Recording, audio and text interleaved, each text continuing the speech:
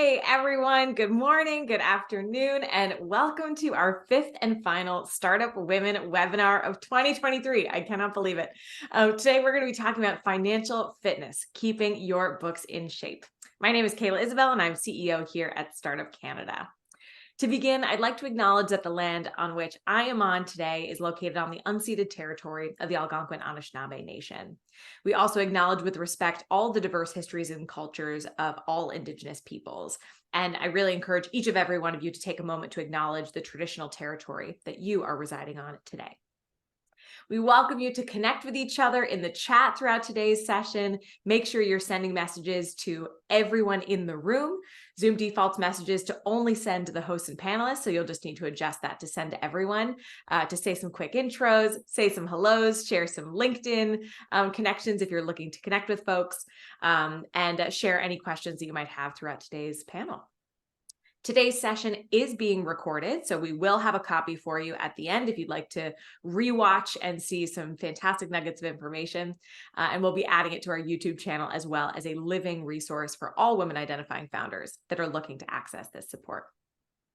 For those of you who may not be familiar with Startup Canada, we are a national nonprofit that serves as the gateway to Canada's entrepreneurial ecosystem. So we're here to connect entrepreneurs with the support, community, the tools that they need to build successful businesses in Canada. Since launching in 2012, we've grown to support more than 130,000 entrepreneurs, many of you in the room today included, and we've grown an incredible community across the country from coast to coast to coast.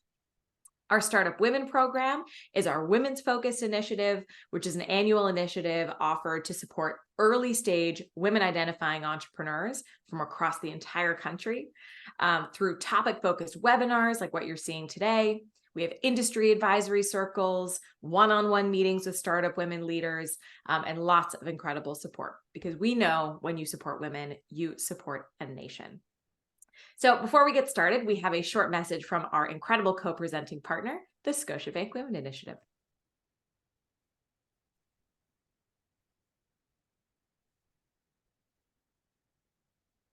The Scotiabank Women Initiative is dedicated to your success on your terms. I'm shaping our industry's vision for the future. I can expand my business without borrowing from my family. I know I can face anything thanks to my network. I'm ready for my next chapter. I'm inspiring future leaders. I'm making sure my family's future is secure. Define your success, and we'll help you achieve it. With unbiased access to capital and tailored solutions, bespoke specialized education, and holistic advisory services and mentorship. Join our community of women today, the Scotiabank Women Initiative. Amazing. Thank you so much to our incredible partner at Scotiabank, our other co-presenting partner, UPS, and program partners, EDC and Mastercard, in addition to an entire community of ecosystem partners that Miriam's going to pop in the chat for additional information. Today's conversation is going to focus on providing guidance and clarity about all things financials when you start your business. We're going to explore ways to set yourself up for a really healthy and sustainable future. From determining the right revenue models, figuring out break-even points, exploring cash flow, and creating a really solid sales strategy, we're going to be covering a lot of ground. So we're going to be talking about how to save money, where to invest, and what tools you can use to really monitor the overall business performance of your organization, and everything that wraps around this conversation. We've prepared a number of questions for our panelists in advance, but we want this to be as helpful as possible for you attendees. So please use the Q&A function using the box on the bottom bar of your screen, and we'll do our best to have these questions answered live. If you have a specific panelist that you'd like to direct your question to, let me know and I'll make sure to ask them directly. If not, we'll probe our various incredible panelists we've got here. So Without further ado, I am so honored to introduce our speakers today. We've got Kim Christiansen, CPA, business coach of Kim Christiansen Coaching. We've got Yamila Franco, senior marketing director of World Systems Builder. And we've got Tracey Bissett, president of Bissett Financial Fitness. Hello, panelists. How are you doing? Great. Excited to be here. Yeah, so amazing. We'll take it. We'll take it. So what I'm going to do, instead of introducing your incredible backgrounds, I'm going to pass it over to you to do some intros, briefly introduce yourself, tell us a little bit about your expertise in finance, your experience working with early stage entrepreneurs, and any other fun facts you'd like to throw in about who you are as a human. So Tracey, I'm going to kick it off with you. Perfect. Thank you so much, Kayla. So Tracey Bissett, I am a financial coach for business owners. I generally work with companies across all different industries. Sales are under 2 million. And I'm not an accountant. I do have lots of financial education. I've got a bachelor's of commerce, an MBA, and I am a CFA charter holder. In my past, I was a lender for many years and risk manager. So I've approved transactions for companies across Canada as well as the US across all industries. So I've kind of two sight lines on things, and I love working with entrepreneurs directly to help them make sense of their numbers, use their numbers to drive their strategy and to get the results they want. So typically working with, as I said, sales under 2 million. And I have a podcast. So my podcast is Young Money with Tracey Bissett, and we talk about kind of all things financial related, some things related to entrepreneurship, some related to personal finance. And we've been going strong for 6 years. And I'm a dog mom. I've got 2 dogs of my own, and now I'm just joining up with my fiance. We've got 3, so we've got a busy household with doggies in it. And I'm from Nova Scotia originally. Love it. Love the dogs. That's great. Beautiful blended family of dogs. We love to see those families coming together. Yamila, over to you. Yeah, hi everyone. My name is Yamila. I am connecting from unceded territories of the Lekwungen speaking peoples, and I've been here in Canada for 10 years now. I came as an international student. I actually graduated in biology, believe it or not. But I started my first company shortly after, and it was at that time biotech. So I was really focused on all the areas of growing my company, pitching, raising money. So I went through that process of racing, competitions, building a network, and really learning by making a lot of mistakes. But through that, it actually allowed me to also be able to teach and to help other people. So one of the areas that I'm the most passionate about is social impact. Is how can we use business and our money as well to bring a good impact in the world? And so after my business and during that, I transitioned to focus solely on finances, which is what originally I really wanted to do my first company.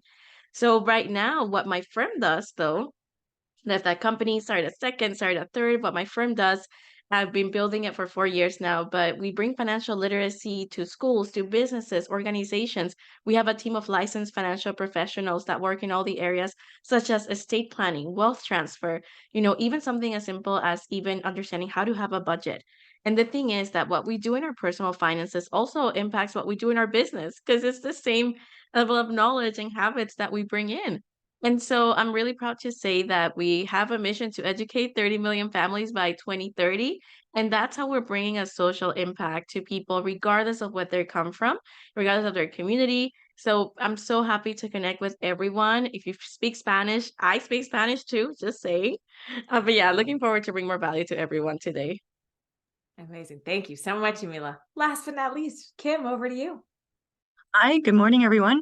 I'm joining you from Kamloops, British Columbia, in the unceded territory of the Scotiabank Nation. I'm really happy to be here today amongst such great company. I am a chartered professional accountant. I worked as a CPA in corporate for about 25 years, and then retired to start my own business. And now I work with entrepreneurs one-on-one. I typically work with entrepreneurs in the first couple of years of business. The first thing we work on is stabilizing revenue streams in order to build that consistent, reliable revenue.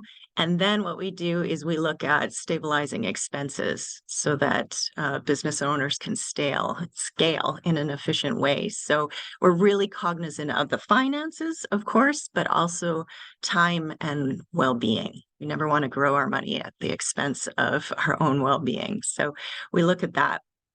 I am also a volunteer with financial literacy for CPA Canada, and I like to give back through Startup Canada and Futurepreneur. So really excited to be here. I have a daughter who is 16 years old. She's just learning how to drive. So I'm having some fun with that. And I'm also the host of the Peaceful Productivity podcast. So thanks again, Kayla, for having me. Of course, we've got lots of podcasts for folks in the audience to listen to as follow-ups and into the holiday season as well as you're getting cozy. And I love seeing all of this incredible chat engagement, seeing people share their business. We've got such a variety. We've got dog treats, Moroccan bakeries. We've got other accountants and financial advisors. We've got incredible businesses that really showcase the diversity of Canada's women entrepreneurship ecosystem. So keep those comments and share those businesses so that we can support and amplify what you're doing across the country. So we've got a lot of questions to go through today. And again, please pose your questions using the Q&A function to make sure that we're providing as much sort of useful support and direct questions to our various panelists. But I'm going to kick off with some fairly general questions just to get sort of a lay of the land. And for founders that might find finance very overwhelming. This is often a space where, we're entering in with potentially some apprehension. We might not know the language or feel comfortable with the glossary of terms that are used in this space. So we'll also try to be really intentional about not using acronyms, short form, and explaining things where we can't. So we're not making any assumptions. Where I want to begin is around revenue. How are you even going to be bringing money into your business? Whether you're, a for-profit entity to nonprofit entity, we need funding to get businesses off the ground and, leveraging them across various parts of our business. So if we start with identifying the right revenue model for your business, what are some of the kind of key considerations when you're entering into that conversation, when you're starting to prospect what those revenue streams might be? Kim, maybe I'll start with you on this one. Yeah, I like to think about 4 different revenue models, especially when we're starting out. And I refer to them as the Amazon model, the Netflix model, the Spotify model, and the Facebook model. So the Amazon model is transactional. So you're offering a product or a service and you're getting paid for that. The Netflix model is more like a subscription model where you pay a set amount for a certain period of time and you get a service in return, kind of like your Netflix. All of these models have pros and cons, but it's interesting. I'm starting to see people switching from the transactional model to more of a subscription model or adding that to their current offer. The third type of model that I mentioned was the Spotify model, where you give away a certain level for free, and then you actually offer your exclusive content after that, after people have a chance to sort of see what you're all about and gain some reputation and trust there. And then the last one is the Facebook model, where you're giving away content for free, but you're advertising, and that's where you're getting most of your revenue from. So those are the 4 models that I typically encourage people to look at when they're first starting out. And do you think one is more popular than the other generally? Do you see the weighting of the pie more heavily in one area? I think that often people are tempted to go to the Netflix model really soon because there's this idea that you can appeal to people who don't want to pay a lot of money up front for a transaction. And I almost would like to offer that starting out, I would start with a transactional model, more like your Amazon, just to get your feet solid in what it is that you offer and what is the value to your customer. Once you have a really good idea of what that value is, then you can start parsing it out, whether it's a subscription model or it's a freemium model or anything like that. So I like to always suggest that people start with the transactional model in the beginning where it makes sense. I think that's a great recommendation, Kim. And on this revenue piece, of course, we can't talk about revenue without identifying and walking through our cash flow and seeing what impact our revenue model is going to have on cash flow from the very beginning of our business into how we, explore the future horizon of our company as well. And forecast for growth, forecast for any, future investments. Tracey, I know you're very passionate about cash flow and this part of the conversation. So where do you even start when you're, creating a business? You have no idea how much you're going to charge, what you're offering, how, what this company is even going to look like.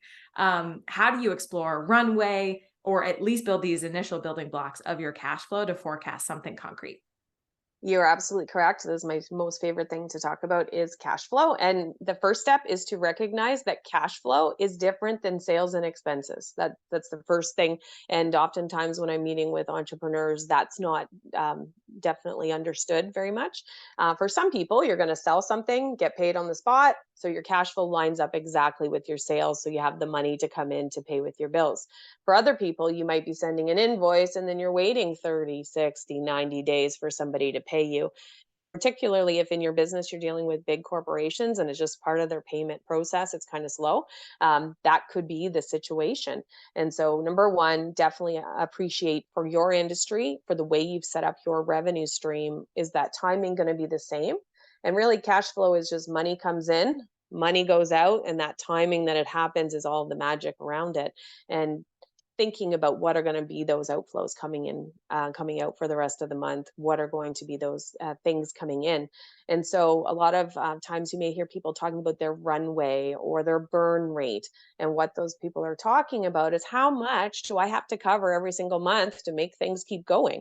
And so if you have a big team, what's that payroll? What's your insurance payment? What's all your utilities? What's the cost for your goods if you have a physical good? So thinking through what is that total amount you've got to cover, and then think through reasonably. And oftentimes people get really optimistic in the revenue and cash inflow projections. We always want to be very conservative on those inflows and really aggressive on those outflows, because most people aren't going to wait for us to pay them, but we don't necessarily have all the power and control over how much is going to come in. We can do our very best to drive sales. We might actually make the sale, but we can't control exactly when people are going to pay us. So we've got to be really conscious of how closely does that cash flow line up with our sales and expenses. And then we need to look at that moving out into the future. And you can use just a basic Excel to get started. So you can actually put it down on paper, so you're not continually running those numbers in your mind, which can take up a lot of space and cause a lot of worry. And how does this evolve as you are in ideation, you actually start your business, and then you're potentially growing your business? Should you be approaching it by a certain number of months, by a time specific cadence? Should you be looking at milestones of your business that then are going to be a trigger point to shift, decision-making process? Like, how do you sort of stagger those different chapters of your company? So number one, it's always going to take you longer and cost more money than you think. So if you think in 3 months' time you're going to start having revenue, probably double that. And so we want to give ourselves enough time to actually get started properly and have enough funds to do that. As I said, revenue doesn't necessarily go as quickly as we like. Depending on our business model, we may have to hit a certain volume to actually start breaking even and getting profitability. And so we might need to plan, so we've got ideation, need funds to cover us. Now we get started, but it actually takes us another maybe 6, 9, 12 months or longer, depending on the operation, to be profitable. And then we can kind of look at it beyond that. But cash flow is definitely distinct in those different phases. And depending on who your clients are and the way that you're charging them, Kim did a great job of talking about those different models of revenue. If you're on something subscription based, you can charge them up front before any service takes place. But if you're in a business where you've got to invoice after the fact, you're probably going to be waiting for that cash to come in. It brings me back, during the pandemic, I feel like I had never talked about cash flow more than we did with businesses during that time period of so many delays, so many shifted structures, and people were really thinking day to day or month by month with a very different framing. And one of our audience members has asked, is there a best practice or a rule of thumb of how many months of cash flow we should be keeping in our account? Is it as simple as a key number there, Tracey? And then Yamila, I'll come to you next. Yeah, so certainly you need to understand what is your cash outflow every single month. And if there's a lot of variability in your cash flow, you need to have more months of that number covered. If your cash flow is very recurring, it means you get the same amount in every month, you can actually keep less, because you know with certainty that you're going to have that. So something like a subscription model where your subscribers are locked in for a certain amount of time, you're going to know exactly what comes in. But if every sale is dependent on you making it, and if you don't do as many this week and you don't close as many, I would suggest you're going to have more months secured and have those in place so that your business doesn't get interrupted as you move along. But knowing that number of how much you have to pay every single month is where you start and figure out. And then you can say how many months you're going to need based on the sustainability of your revenue. Amazing. Yamila, anything else to add? And then I'll ask you another question. Yeah, for sure. So I wanted to add that when you look at both for your personal, so if you're a founder, if you're early stage, typically it's your funds that go into your business. So even the cash flow for your business might be partly of that cash flow is what you put in, or you put the money in to buy the inventory, etc. So what I recommend typically, you need to have your funds on your personal side to make sure that you have at least 3 to 6 months of runway, because typically you're not paying yourself from your business when you're an early stage founder. And number two, your business, if you're putting money aside, if you're very new, you might not have enough information to understand how your business fluctuates in seasons. So maybe in the holidays, you might have more sales versus summer versus fall, winter, etc. Or if you do a switch, like I met a founder, for example, she switched her revenue model, from subscription to something completely different, and she lost about half of her subscribers just overnight. And it was something that really impacted her, but she switched back to what she was doing before. So basically, I tend to base it off the same rule of thumb for your emergency fund is the same for your business too. 3 to 6 months. Once you have that data that you can say, okay, I've been in business for 1, 2 years, I can see trends, then you can decide for sure for if your sales go down in the fall, then have enough cash flow stored there so that you can cover for maybe some expenses or even have money for opportunities. Because maybe, a lot of times it's not even just about maintaining your current revenue and how your company is like. It's just having the money to be able to reinvest back in the business if an opportunity came up. Those are such excellent points. And the seasonality of various businesses, that's such a great point, especially as we enter into the holidays on every part of your business, managing, even your inventory and various supply chains and things that we're not even going to cover in today's conversation. It can be tricky when businesses sort of have these different fluctuation points across the year.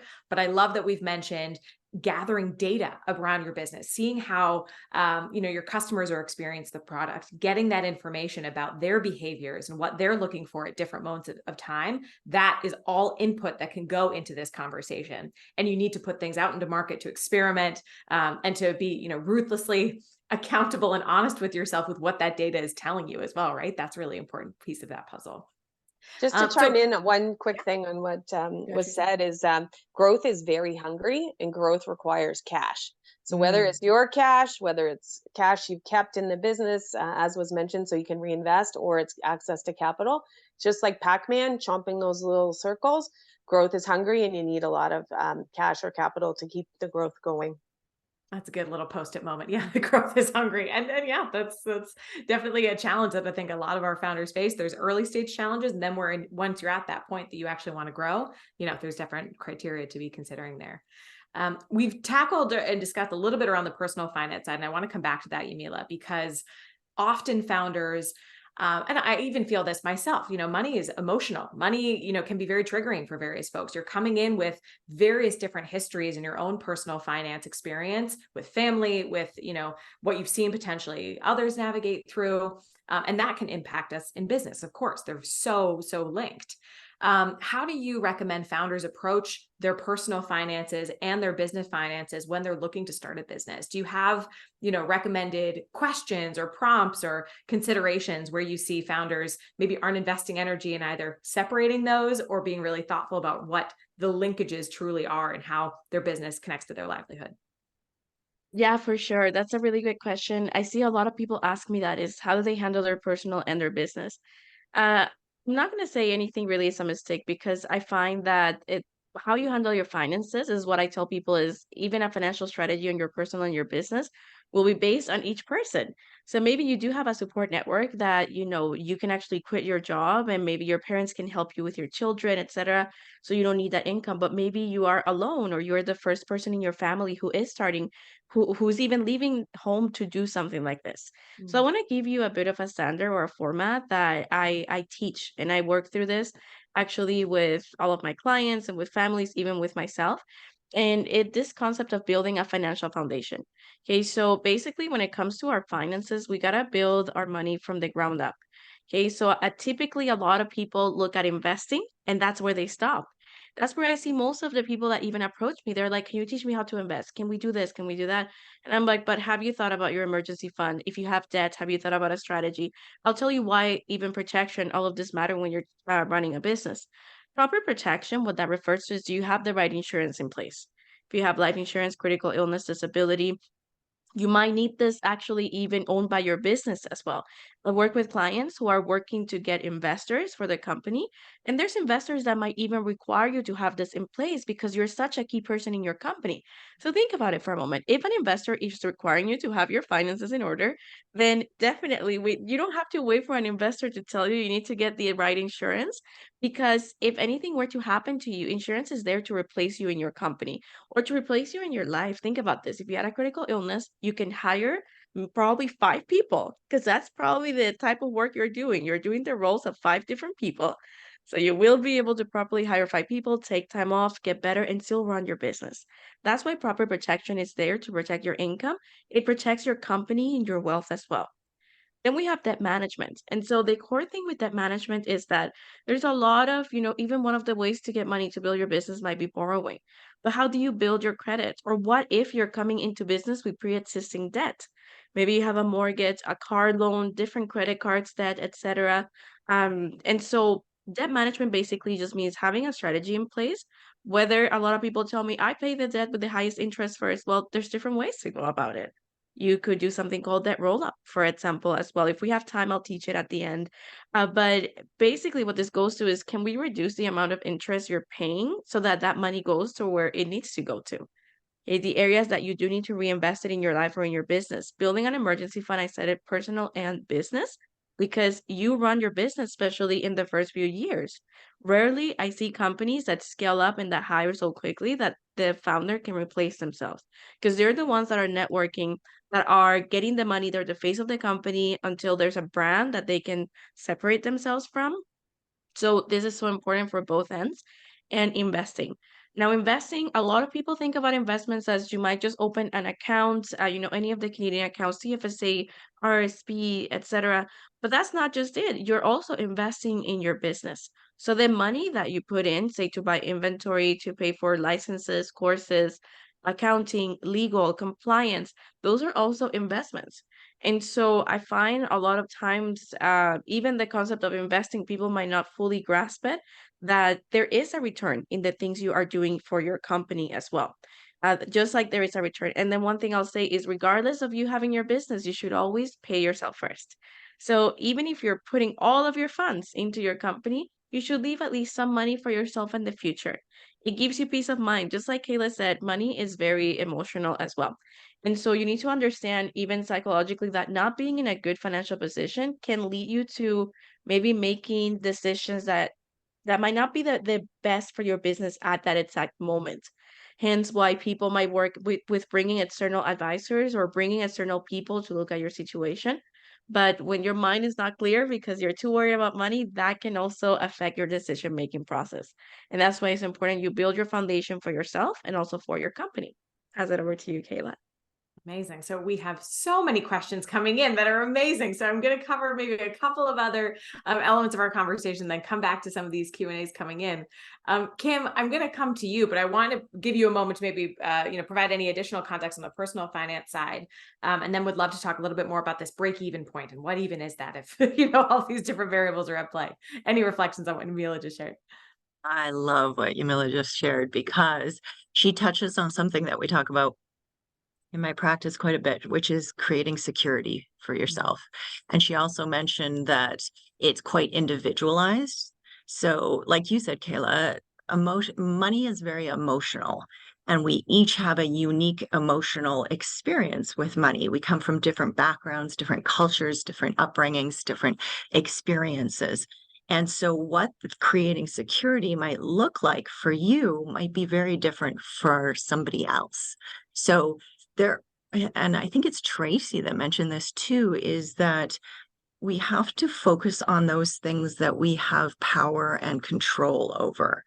And I think that's what can really lend itself well to creating security for yourself. So whether it's cash flow decisions, whether it's engaging those professionals in your business, like your accountant, your lawyer, your insurance agent, it all comes back to being cognizant and mindful of what your emotional state is, where you're coming from around money, and how to best support yourself in creating that security going forward. Because like Yamila said, the moment that your security gets eroded or interrupted, that's the moment when you start to make some decisions from a place of scarcity or fear.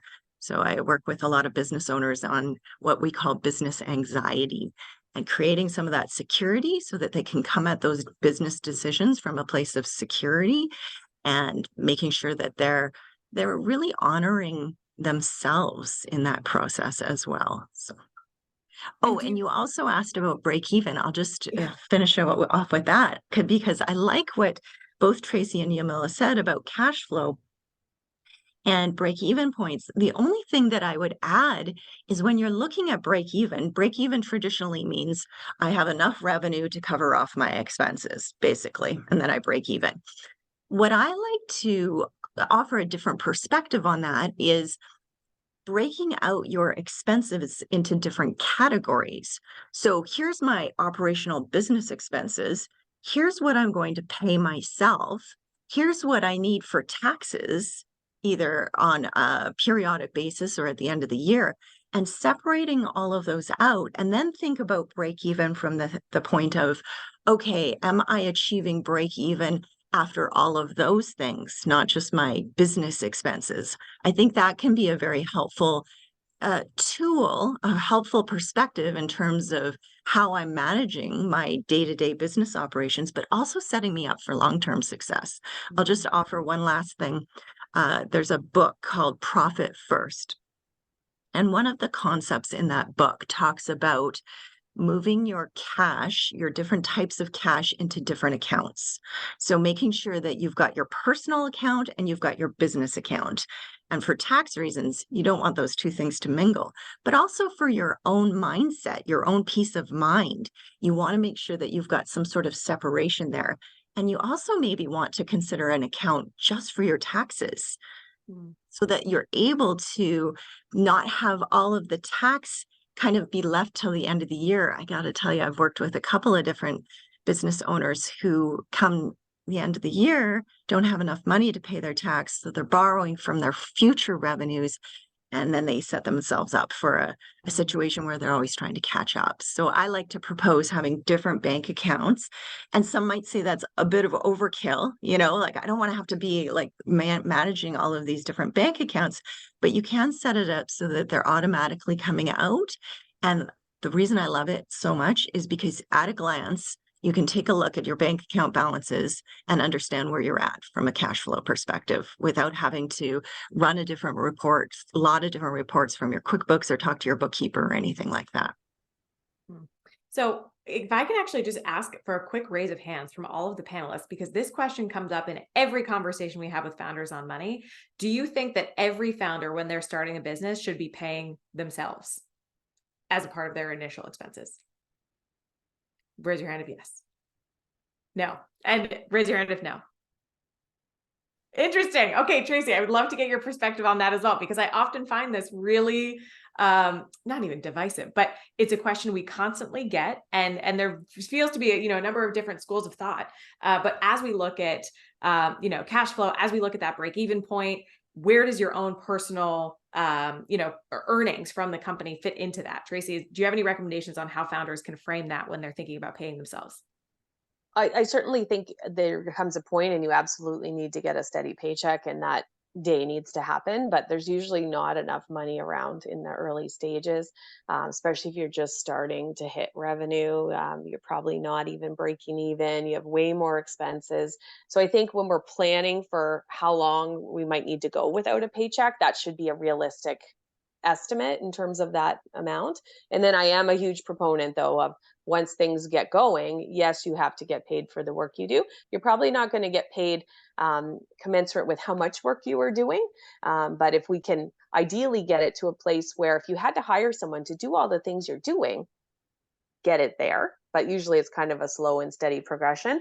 I'm a huge proponent of people having T4 income, not just taking repayment of shareholder loans and not just dividends, because when you go to apply for things and you need to have your personal credit history, you need to have documented income that people can rely on. And financial institutions are not as easy to understand the dividends and the repayment of shareholder loans, and it makes it an awful lot harder to get approved for a mortgage. So I think some of the compensation should come out as like a salary, and then kind of split it up with the remainder based on advice from your accountant in terms of taxes and strategy that way.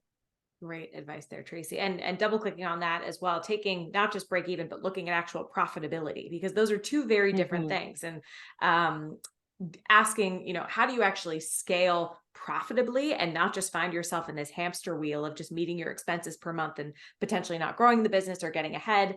You had a great quote when we did our kickoff call that revenue is vanity and profitability is sanity. And that to me is like, pop that on the fridge. Walk us through, that sort of perspective and how to actually be profitable, not just focus on break even. Well, certainly when people talk about their businesses, you hear people talking about revenue all of the time. And I personally don't care what the revenue is if we're not making money. And a lot of times when I'm working with clients, I ask them, is one of your goals to be profitable? Because it may not be everyone's goal. And so it does have to be a stated goal for you to actually make a strategy to achieve it. If you want to break even, and maybe it's because you want to create a business, you want to be able to employ people, you want to serve a niche, maybe it's just to fill some gap you think is so fundamentally important. Maybe your goal isn't to make money. But if your goal is to be profitable, we have to drill down and understand our costs. I mentioned during the introduction, I work with business owners. Sales are typically under 2 million. 85% of the business owners I start working with are not making money on almost everything they sell, and they don't know that. And so we need to actually look at what is the price, how much does it cost for us to either make it or deliver it if it's a service? Do we have enough money to cover all those overhead things? Like our landlord doesn't care if we made money. We have to pay our rent. We still need insurance. We need our phones, all those kinds of things. We've got 1 million subscriptions for every single thing we do online. Are we making money to cover that? And so I found during the pandemic, working with so many different business owners, that it gave them an opportunity to pause, right size expenses, and then see how much do we actually have to sell to make money. And people found across the board that I worked with that they actually didn't have to hustle and run around as much when they got very clear on their expenses and were able to right size them. They didn't have to sell as much because they could do less, make more money on each thing. And then it actually turned out better for their overall well-being because they weren't running 20 hours a day. And now they were actually feeling a little bit more of that financial security because they were able to build up some cash. So it's really dependent on what your company does or what you hope it's going to do, how much you're actually going to need to make in order to hit that profitability thing. If you're making something that you charge people a small amount of money, you're probably going to have to sell a lot of it in order to hit that point. But if you're doing something where maybe you're on retainer, I saw somebody posted about like project management services, for something like that, you might be on retainer. And if you can get enough clients to keep you on retainer that allows you to be profitable, you manage your time, which gets us into a whole nother discussion, which I won't go down the road with, but time for money, like if you're in some kind of service business, and how do you kind of scale that way? But don't focus so much on the revenue, or if you do, make it a bigger conversation and focus on, am I making money? Can I reinvest in this business? Can I sustain this? Amazing. We're getting a lot of questions on the actual practical tools, Tracey, that you might use to forecast that, even helping to visualize your cash flow. We've got a couple of questions around, visualizing, just overall finances, how to track, any concrete tools that any of you would actually like to quickly share so we can answer some of those questions. So just right off the top, you don't need to spend a lot of money. If you're really early days, piece of paper. How much do I think will come in? How much do I think will go out? Taking it up a notch, use Excel, because then it's out of your brain. It's in something you can move around. I think it's never too early to get into a bookkeeping software. So I'm a proponent of that, and bookkeepers are not super expensive, so you don't need to be an expert yourself.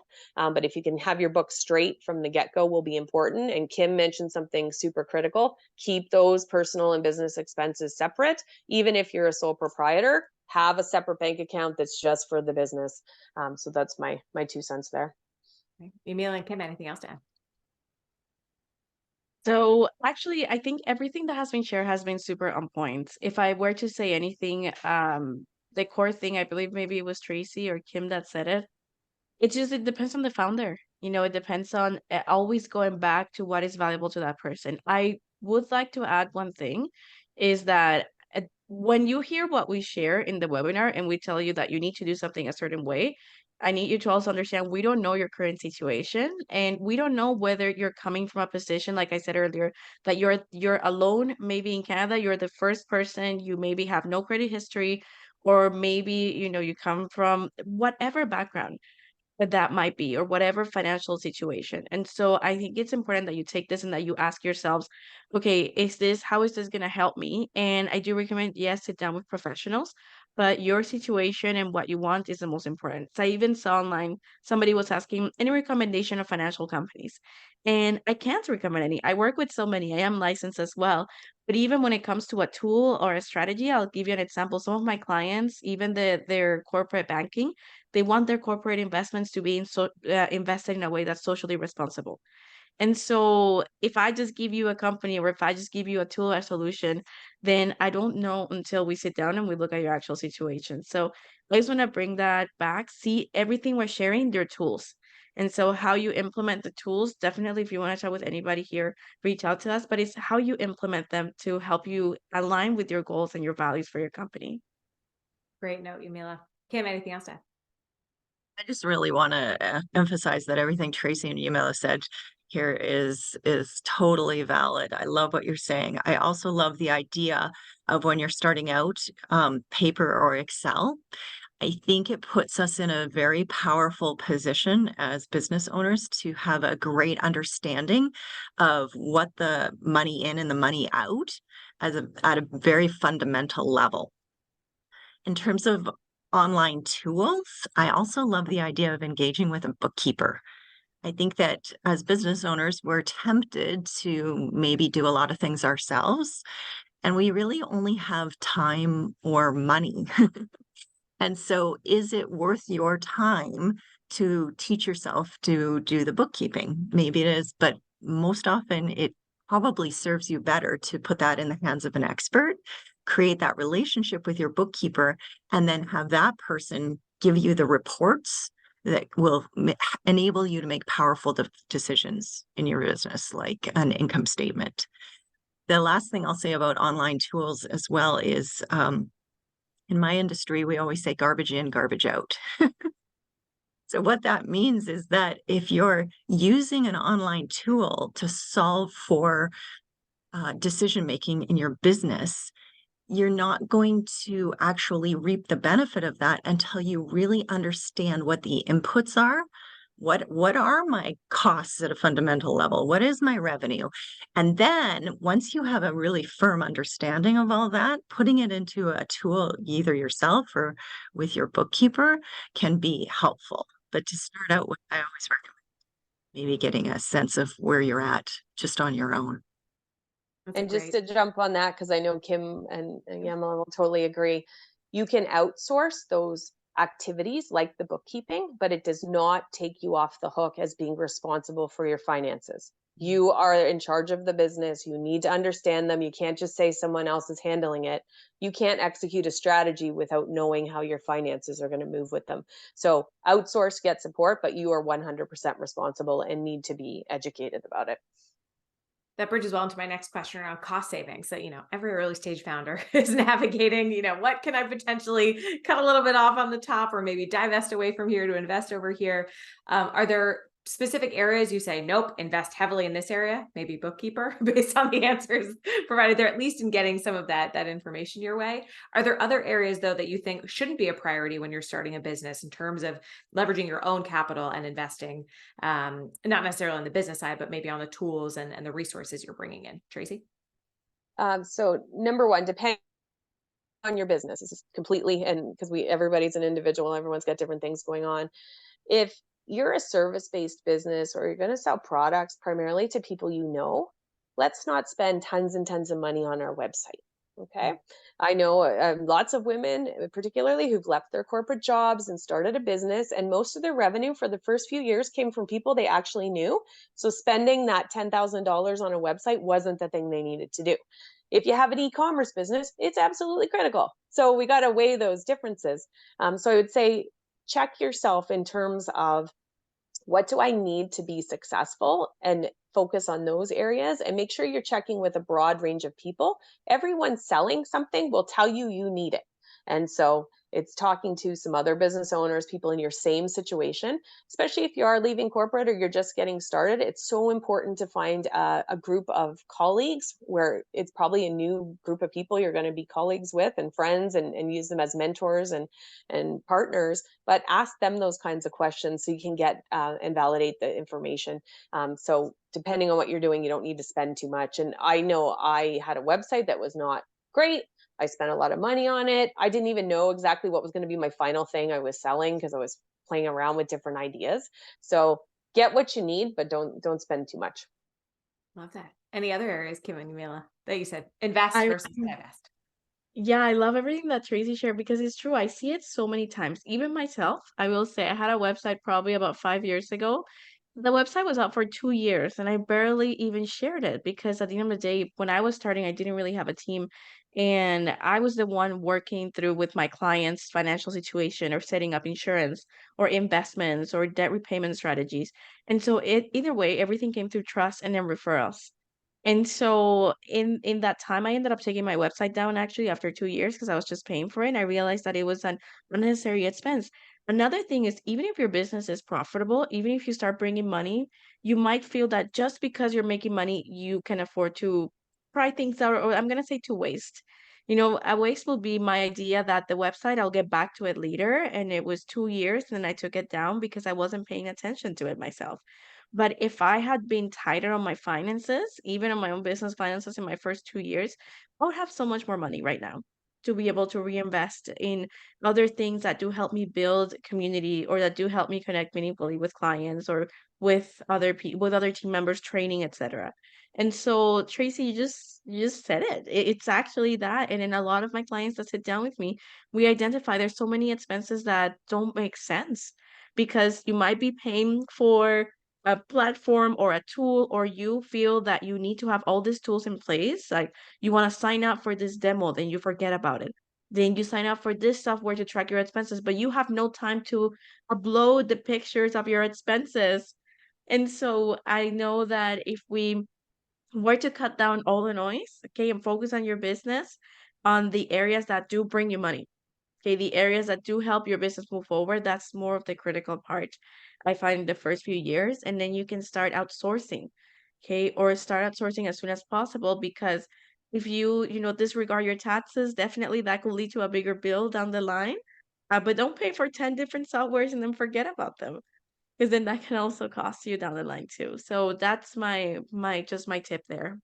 I mean, even think of your personal. I'm like, how many, do I have a Crave subscription right now or a Netflix or like there's all these, sort of lingering It's things the that are same. happening in the background. Yeah, Yeah. that's why I say we do Focus. the same that we do in our personal, we can duplicate in our business too. It's crazy how habits carry forward.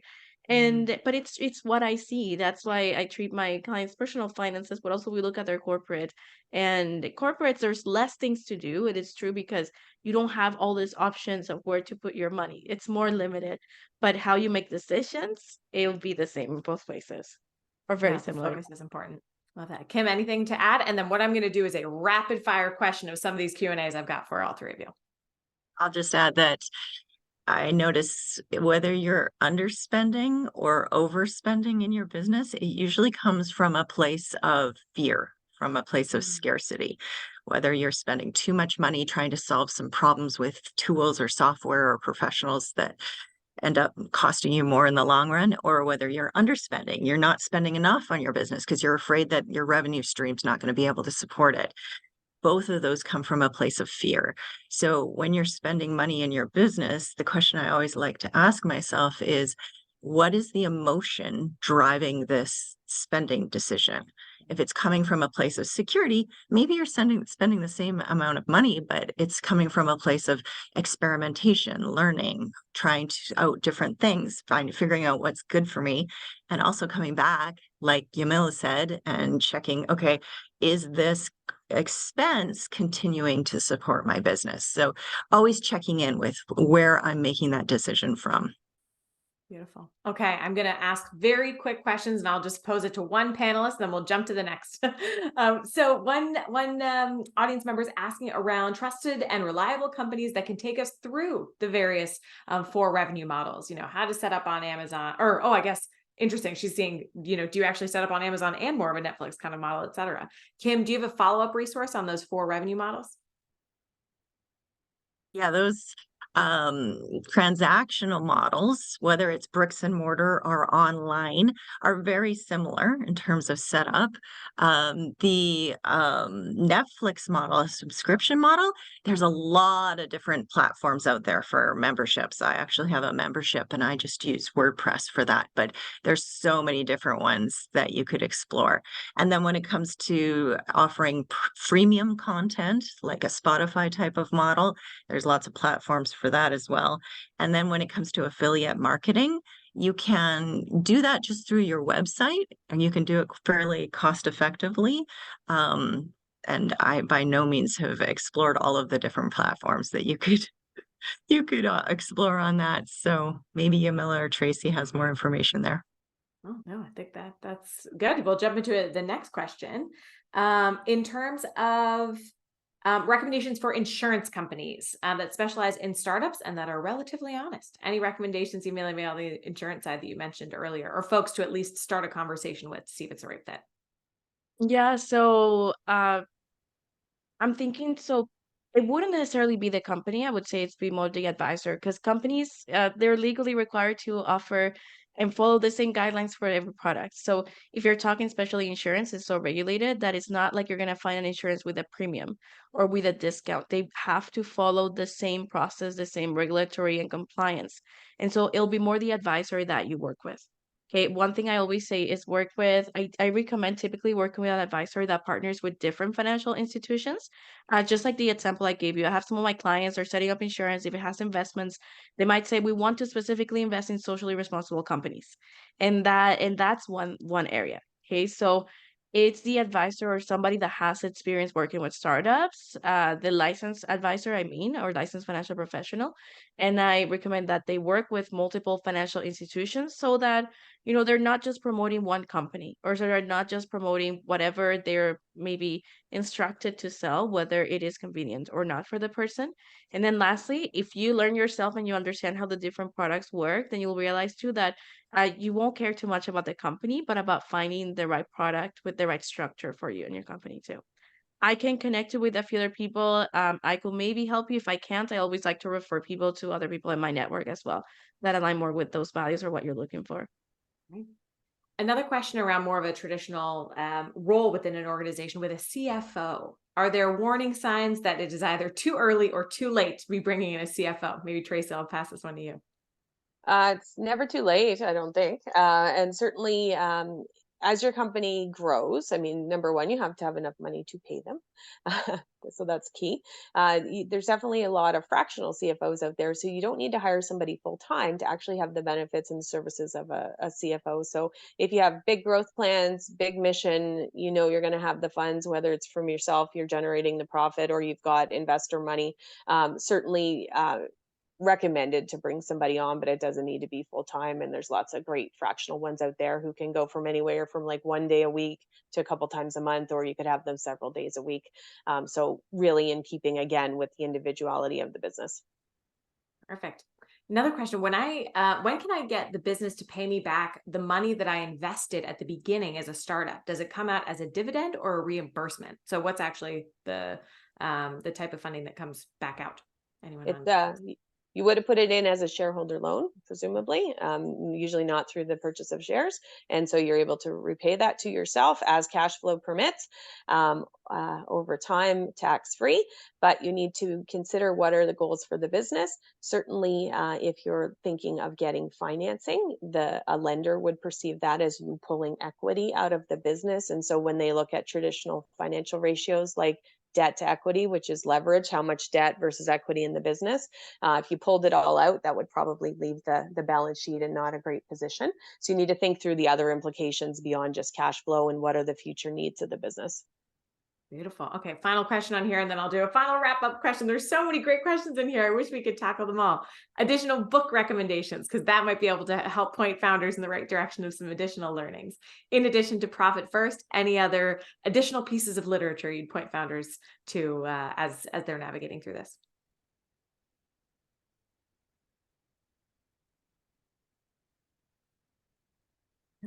Anyway? There's a book I really like. It's called The Millionaire Next Door.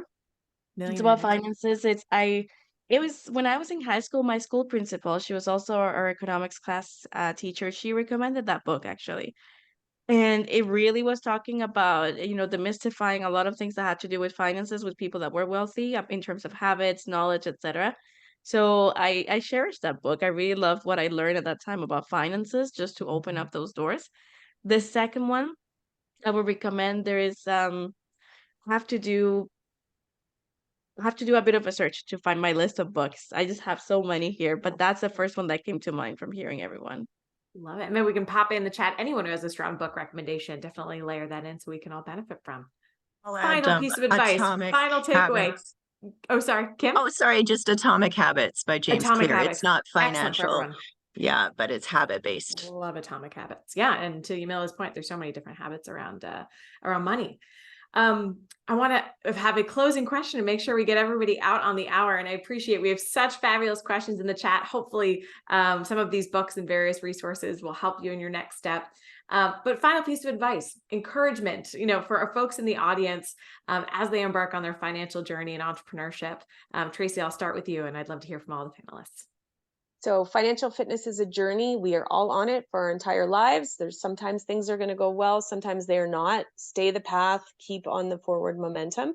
And remember, with your business and your personal life, you are responsible and accountable to yourself for that. If some people are feeling apprehensive, I can guarantee that every single person watching can do it. It's as simple as learning a new language, but you've got to take the time to learn the terms, learn how to apply it, how to use it in different situations. So do make the investment in yourself to take control of the financial side of your business. It's going to make you feel so much more confident as you run it. It's going to have investors, financiers, everybody take you more seriously because you're going to be competent and credible. And it's just going to be easier to execute your strategy because you know how it's actually going to play out. So have patience with yourself. Don't beat yourself up if you make a misstep, but really take control of that side of the business. Love it. Yamila? My key thing is I find sometimes we focus so much on the business that we forget on our personal. So I really want to bring people back to when you take care of your personal finances, you are taking care of your business, because when you're starting and as you're building, you're the one who is actually driving your business. So it's so important for sure that you do build that financial foundation, that you take the time to learn to understand what these things mean, and that you also set things up, in a way that align with your values, because you're going to be dedicating so much time and so much effort to building this company, and yes, you're going to make mistakes. You're going to learn from them, both financial and both ends, personal, business. But when you're connected to a community like this one, you can actually skip a lot of those mistakes if you're listening and taking notes. And I want to encourage, just reach out to us. I know somebody asked Kim for a resource where to go to. Why don't you just go to Kim? Ask Kim for a coffee, even if it's virtually, and ask her to guide you, or reach out to Tracey, or reach out to myself. For example, I host so many financial literacy workshops. If anybody would like to learn, hey, please join. Just like I know Kim will be super happy to share more resources, same as Tracey and Startup Canada as well. So that's my closing remarks. Thank you. Love it, Yamila. Kim, bring us home. Yes, thank you. I would love to be able to help. That brings me a great deal of joy.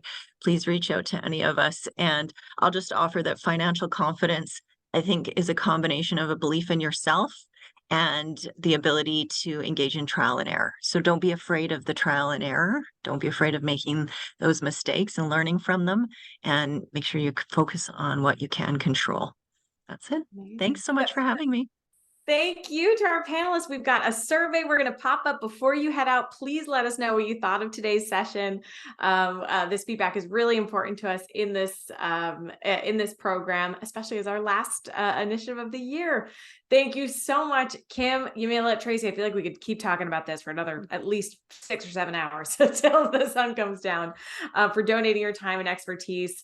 Thank you again to our presenting partners, Scotiabank Women Initiative and UPS, program partners, EDC, MasterCard, and our community of ecosystem partners. Great thank yous in the chat coming your way, panelists, as well. This is super valuable.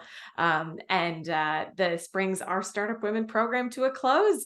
We're going to be launching next year's programming in early February, so check out what resources we're going to have coming your way. The team is very busy planning all things 2024. Subscribe to our newsletter and you're going to be the first to hear and register for various programs. Hint, we're bringing a lot of this on our Startup Canada tour next year. So we're going to be in person in 4 new locations. So you'll be seeing the Startup Women program in real life next year. We'll share the registration link in the chat as well for that newsletter. Take care, everyone. Thanks again, panelists. We hope you feel supported and that you have additional tools today to help rock your business. Thanks, everyone.